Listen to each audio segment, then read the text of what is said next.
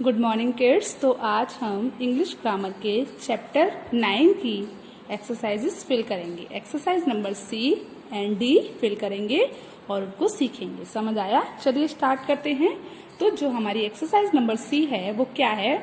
Right ए और N for these phrases. मतलब यहाँ पर जो आपको फ्रेसेस दी हैं आपको उनमें ए और एन फिल करना है। क्या करना है? जो फ्रेसेस दी हैं आपको उनमें ए और एन फिल करना है। समझ आया? चलिए स्टार्ट करते हैं। तो जो हमारा फर्स्ट है उसमें क्या है? Large elephant. तो बच्चों आप देख सकते हैं लार्ज एलिफेंट। तो जो ला है, एल है, जो ला का साउंड आ रहा है वो बताइए क्या है? वॉवेल है या फिर कॉन्सोनेंट है? बताइए मुझे। कॉन्सोनेंट है ना, तो क्या आएगा बच्चों? ए आएगा। समझ आया आपको? क्या आएगा? ए आएगा। चलिए उसके बाद अगला है ब्लैंक ओवल एग। ओवल बताइए क्या आएगा? ओ का साउंड आ रहा है ना, तो ओ क्या होता है बच्चों? ए होता है या फिर एन होता है? बताइए मुझे। मतलब जो ओ होता है वो वॉवेल होता है या कॉन्सोनेंट होता है? वॉवेल होता है। तो हम क्या लगाएंगे बच्चों? एन लगाएंगे। चलिए उसके बाद अगला है ब्लैंक डिलीशियस एप्पल। तो अब बताइए इसमें हम क्या लगाएंगे? जो हमारा डी है डिलीशियस, उसमें किस चीज का साउंड आ रहा है? बताइए, वॉवेल का आ रहा है या कॉन्सोनेंट का आ रहा है? बताइए मुझे। बताइए किसका आ रहा है? कॉन्सोनेंट का साउंड आ रहा है। तो हम क्या लगाएंगे? ए लगाएंगे। चलिए उसके बाद अगला क्या है? Blank paper kite. तो बताइए क्या लगाएंगे? पेपर में कौन सा साउंड आ रहा है? वॉवेल का साउंड आ रहा है या फिर कॉन्सोनेंट का साउंड आ रहा है? बताइए। कॉन्सोनेंट का साउंड आ रहा है, तो हम क्या लगाएंगे बच्चों? ए लगाएंगे। उसके बाद अगला है ब्लैंक न्यू यूनिफॉर्म, मतलब नई पोशाक। तो जब हम बोल रहे हैं न्यू यूनिफॉर्म, तो बताइए जो न्यू है उसमें किस चीज का साउंड आ रहा है? वॉवेल का साउंड आ रहा है या फिर कॉन्सोनेंट का आ रहा है? बताइए मुझे। कॉन्सोनेंट का साउंड आ रहा है, तो हम क्या लगाएंगे बच्चों? ए लगाएंगे। उसके बाद अगला है an expensive car. Expensive car मतलब ई आ रहा है ना, तो ई बताइए किस में आएगा? वॉवेल में आएगा या कॉन्सोनेंट में आएगा? बताइए मुझे। हाँ, वॉवेल में आएगा। तो वॉवेल के साथ हम क्या लगाते हैं बच्चों? एन लगाते हैं। चलिए उसके बाद हमारा अगला शब्द है अ ब्राउन एलिफेंट, मतलब एक भूरा हाथी। तो इसके लिए हम क्या लगाएंगे? बताइए बच्चों। जो ब्राउन है वो हमारा बी जो आ रहा है, साउंड आ रही है बी की, वो क्या है? वॉवेल है या फिर कॉन्सोनेंट है? बताइए मुझे। बताइए, बी वॉवेल में आता है या कॉन्सोनेंट में आता है? कॉन्सोनेंट में आता है। तो उसके लिए हम क्या लगाएंगे? ए लगाएंगे। कौन सा आर्टिकल फिल करेंगे? ए फिल करेंगे। चलिए उसके बाद अगला है ब्लैंक व्हाइट एग। अब ब्लैंक व्हाइट एग, जो अगला शब्द हमारा क्या है? अ व्हाइट एग। ब्लैंक है, उसके बाद क्या है? व्हाइट एग, मतलब सफेद अंडा। तो व्हाइट में जब हम व्हाइट बोल रहे हैं तो जो व आ रहा है वो, तो वो वा जो होता है वो वॉवेल होता है या कॉन्सोनेंट होता है? बताइए मुझे। जो डब्ल्यू होता है वो साउंड किस चीज का आ रहा है? वॉवेल का आ रहा है या कॉन्सोनेंट का आ रहा है?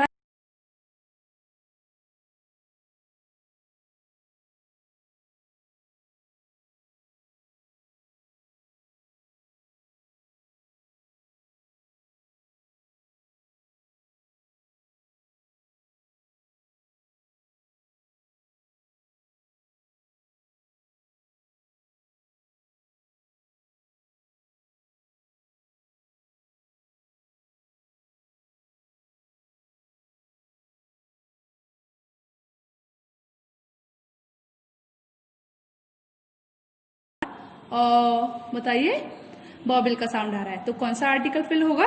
एन। A N N. चलिए उसके बाद अगला है स्कूल यूनिफॉर्म। तो स्कूल यूनिफॉर्म में सबसे पहले जो साउंड आ रही है वो किसकी साउंड आ रही है बच्चों? कॉन्सोनेंट की। तो क्या लगेगा? ए।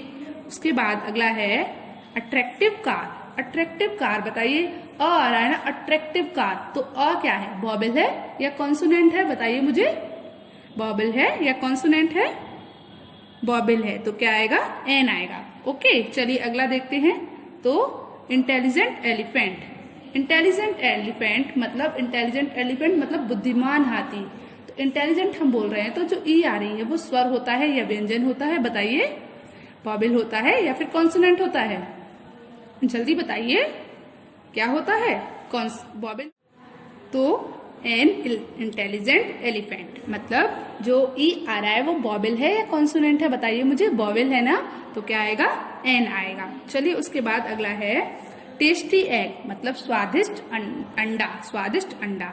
तो टेस्टी जब हम बोल रहे हैं तो ट हो रहा है, टा क्या होता है, स्वर होता है, व्यंजन होता है, बताइए व्यंजन होता है ना, तो क्या आएगा, ए आएगा, क्योंकि वो कॉन्सोनेंट होता है और कॉन्सोनेंट के लिए हम कौन सा आर्टिकल फिल करते हैं, ए फिल करते हैं।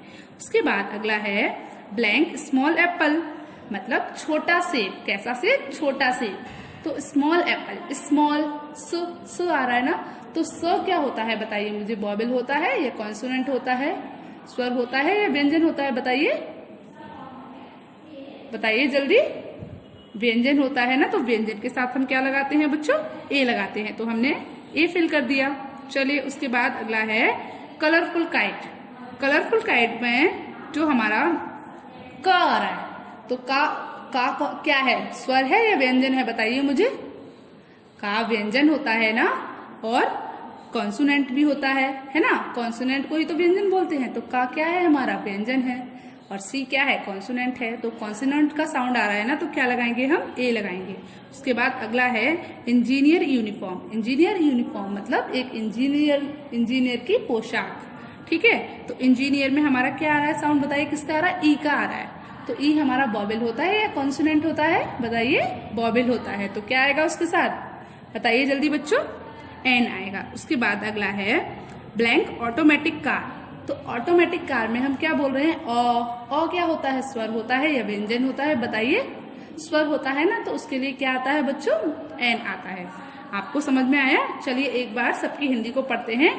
अ लार्ज एलिफेंट मतलब एक बड़ा हाथी। उसके बाद एन ओवल एग मतलब एक अंडाकार अंडा। उसके बाद अगला क्या है, अ डिलीशियस एप्पल। अ डिलीशियस एप्पल मतलब एक स्वादिष्ट सेब, कैसा सेब है, स्वादिष्ट सेब है। उसके बाद अ पेपर काइट मतलब एक कागज की पतंग, किसकी पतंग है वो, कागज की पतंग है। उसके बाद अगला क्या है, अ न्यू यूनिफॉर्म मतलब एक नई पोशाक। पोशाक कैसी है बच्चों, नई है। चलिए उसके बाद अगला है एन एक्सपेंसिव कार मतलब एक महंगी कार। चलिए उसके बाद अगला है अ ब्राउन एलिफेंट मतलब एक भूरा हाथी। अगला है अ व्हाइट एग मतलब एक सफेद अंडा।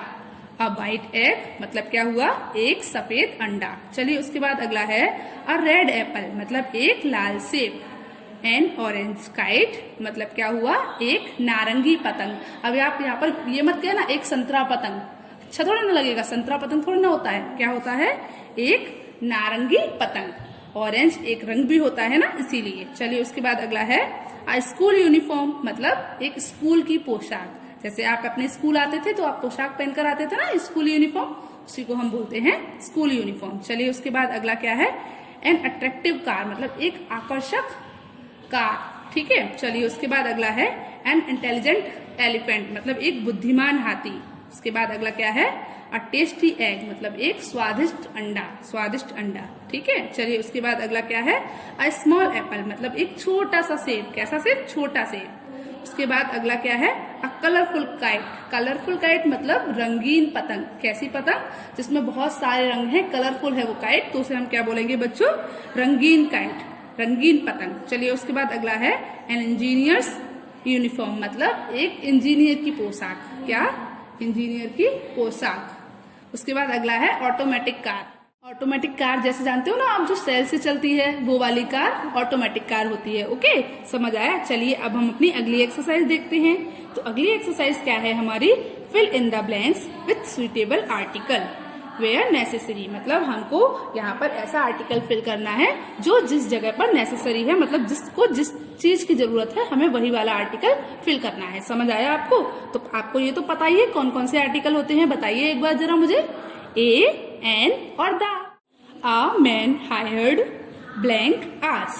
तो आस के लिए आप क्या लगाएंगे बच्चों, एन लगाएंगे। तो क्या हो गया, आ मैन हायर्ड एन आस मतलब एक आदमी ने क्या किया, एक गधे को हायर किया, मतलब एक अपने काम पर रखा, एक आदमी ने गधे को हायर किया, ठीक है। And its owner to carry some loads, किसके लिए किया, कुछ सामान ले जाने के लिए। और उसके मालिक ने उसे किसके लिए रखा था, कुछ सामान को ढोने के लिए रखा था, ठीक है। गुड्स का मतलब होता है माल, ठीक है, कुछ माल को ढोने के लिए। तो क्या हुआ, एक आदमी ने कुछ माल को ले जाने के लिए मतलब ढोने के लिए एक गधे को और उसके मालिक को रखा। समझ आया। हिज वे वे लेड एक्रॉस ब्लैंक डेजर्ट, मतलब जो रेगिस्तान था वो कैसा था, रास्ता जो वो जिस रास्ते से जा रहे थे वो एक रेगिस्तान के पार का रास्ता था। ठीक है, तो यहाँ पर जो डेजर्ट होता है वो क्या होता है बताइए, एक प्रॉपर नाउन होती है ना, तो इसीलिए हमने यहाँ पर क्या लगाया है, दा लगाया। एक डेफिनेट प्रॉपर नाउन है ना, तो इसीलिए हमने क्या लगाया है बच्चों, दा लगाया है। It was blank hot summer day, और वो कैसा दिन था, कैसा दिन था, बहुत गर्मी भरा दिन था। कैसा दिन था, बहुत गर्मी भरा दिन था। And going forward was very difficult, और जाना कैसा था, और जाना बहुत मुश्किल हो रहा था, और वहां पर रुकना चलना बहुत मुश्किल था। ठीक है, तो यहाँ पर हॉट के लिए हमने क्या लगाया बच्चों, ए लगाया। ब्लैंक था हॉट, हॉट से पहले ब्लैंक था, तो हमने हॉट को देखकर क्या लगाया, ए लगाया। समझ आया। चलिए उसके बाद आगे है, so they decided to stop for blank while, तो उन्होंने क्या, इसीलिए उन्होंने क्या डिसाइड किया, उन्होंने रुकने का डिसाइड किया। मतलब उन्होंने गर्मी होने के कारण उन्होंने क्या फैसला लिया कि हम थोड़ी देर के लिए रुक जाते हैं। तो फॉर अ वाइल, फॉर के वाइल के लिए क्या आएगा, आ आएगा। क्या आएगा, स्टॉप फॉर अ वाइल, मतलब उन्होंने, इसीलिए उन्होंने क्या डिसाइड किया, थोड़ी देर रुकने के लिए डिसाइड किया। चलिए आगे देखते हैं। Since there was no tree near by the man set down it the shadow of the ass, तो क्या हुआ, थोड़ी देर तक मतलब उसने देखा और वहां पर कोई पेड़ नहीं था, आसपास कोई भी पेड़ नहीं था।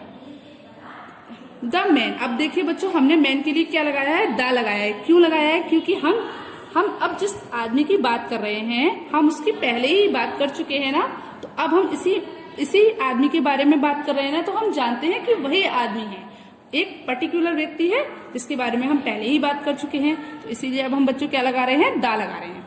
ओके, तो the man set down in the shadow of the ass. अब देखिए आप, हम शैडो के लिए भी दा लगा रहे हैं और आस के लिए भी दा लगा रहे हैं, क्योंकि हम इन सब की बात पहले कर चुके हैं ना, आस की भी बात हम पहले कर चुके हैं।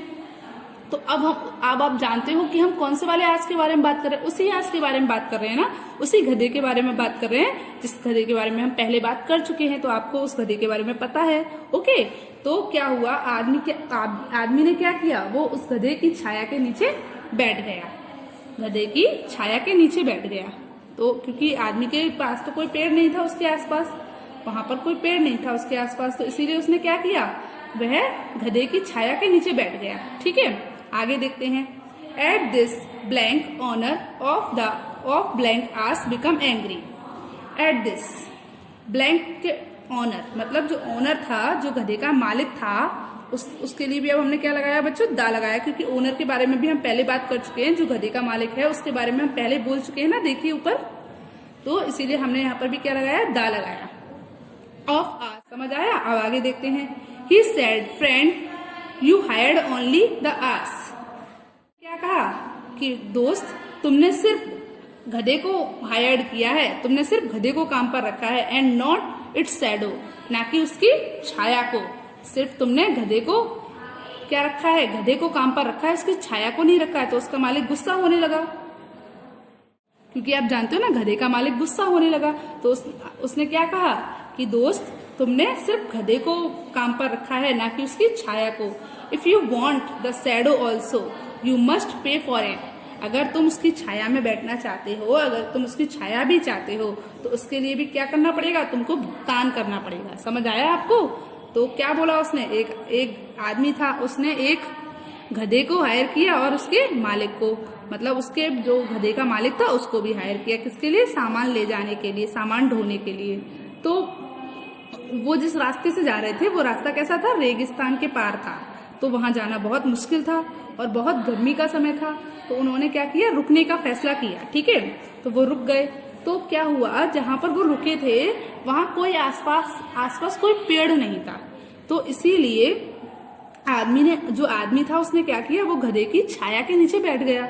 तो जो गधे का मालिक था वो इस बात पर गुस्सा हो गया, उसने कहा कि तुमने गधे के लिए, मतलब तुमने गधे को काम पर रखा है, उसकी छाया को थोड़ी ना काम पर रखा है, तो इसीलिए अगर तुम गधे की छाया भी चाहते हो तो तुम्हें उसके लिए भी क्या करना पड़ेगा, मुझे पे करना पड़ेगा, मुझे भुगतान करना पड़ेगा। तो समझ आई आपको ये वाली एक्सरसाइज, और समझ आया कि हम ए एन और दा कब यूज करते हैं, जब हम किसी व्यक्ति के बारे में पहली बार बात की थी, जब हमने आस के बारे में, तो हमने एन लगाया था, पर जब हमने दोबारा उसी आस के बारे में बात करी तो हमने बच्चों क्या लगाया, दा लगाया। समझ आया आपको? चलिए, तो आप बच्चों आपको exercise number C and exercise number D समझ आया? तो बच्चों आपको ये दोनों एक्सरसाइज होमवर्क नोटबुक में भी करनी है। क्या करना है, जो आपकी इंग्लिश ग्रामर की नोटबुक है आपको ये दोनों एक्सरसाइज उसमें भी करनी है। समझ आया? तो आपका आज का होमवर्क क्या है? आज का आपका होमवर्क है इंग्लिश ग्रामर में चैप्टर 9 की exercise number C and exercise number D आपको अपनी फेयर नोटबुक में लिखनी है। समझ आया? चलिए, गुड बाय।